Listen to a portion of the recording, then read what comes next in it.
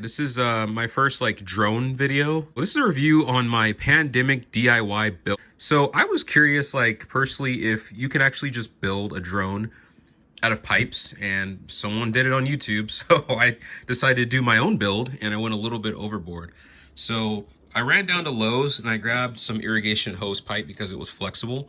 And here we are. Basically, this is a Cyberpunk themed build.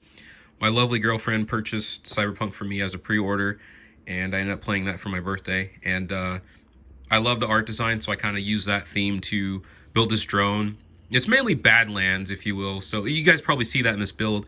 So like, basically, it's just if you were to like have a shortage in the apocalypse and you can only find so many different components to build things, that's what this drone was. It's just things that are thrown together, something you'd see in the apocalypse.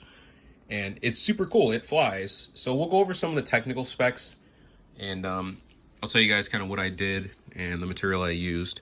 So starting with the component cover here, I modeled this in Google SketchUp because I've been using SketchUp for about 7 years, so I'm pretty comfortable with designing things. I'm trying to get into Fusion 360, but SketchUp's what I kind of have for now. So anyway, I started basically with just a somewhat aerodynamic design. This drone isn't made to be aerodynamic at all, hence all the parts that are thrown onto it.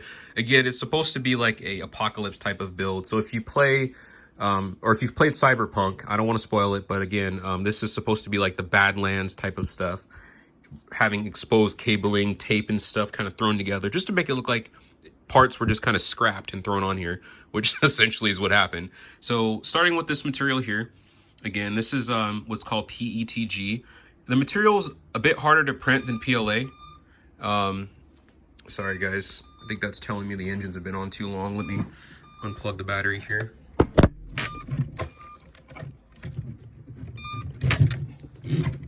Either that or that was the low voltage. I'll have to configure that in Betaflight. I'm still new to it. But PETG is a bit harder to print than PLA is, but it's well worth it because it's much stronger. So this here is an exact replica of what I modeled here. This was actually the first design that was on here. I don't know if you guys can see, excuse me, I don't know if you guys can see the difference or what's wrong here, but unfortunately, after sitting out in the sun for just 70 degrees, it started to warp and melt in the middle, and you can see it just kind of bowed. This is the biggest complaint about PLA. So if you're printing anything that has any sort of noble use or repeated use, you're gonna have to use something other than PLA. So yes, it's easier to print, but if you're gonna handle it quite frequently, it's not worth it. And I just ultimately decided to scrap that design. I also made it just a tad bit smaller just for weight, so I can save. It cost me $2.48 per arm, super cheap. So the advantage of crafting this drone is easy to replace, cheap to replace. These were a little more expensive. The end fittings, those were about $4.48, so about twice the price roughly of what I spent on the arms. The LED was basically like a Walmart special where I purchased it for $10. It was basically a Bluetooth lamp that ran on 5 volts, which is wired to the power distribution board, and you can control it through Bluetooth. Cool little feature that you can do as well. The motor's a little bit more expensive, about 60 bucks. I got them on Amazon. They're 880 kV. As we're gonna bite into the hardware a little more, this is just vinyl wrap for those of you guys that are wondering how I got the color on there. And believe it or not, Walmart actually carries vinyl wrap, of all places. Like, I was surprised to find vinyl wrap. I thought I was gonna have to purchase this on Amazon, but long and behold, Walmart had it. Nothing special here other than the FPV camera so you can see your video feed. I am eventually planning on attaching a servo so you can actually control it on the RC receiver.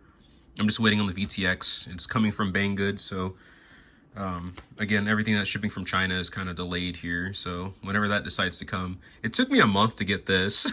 So I'm just like, I'm not gonna hold my breath anytime soon. The props are 11 inch, took them off for safety because I just had it on, as you guys saw.